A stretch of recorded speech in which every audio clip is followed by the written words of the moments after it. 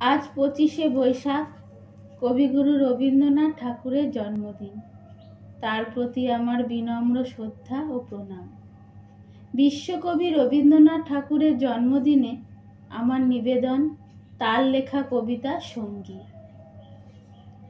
আর একদিনের কথা পড়ি গেল মনে, একদা মাঠের ধারে শ্যাম তৃণাসনে একটি বেদের মেয়ে অপরাহ্ন বেলা কবরই বাঁধিতেছিল বসিয়া একেলা।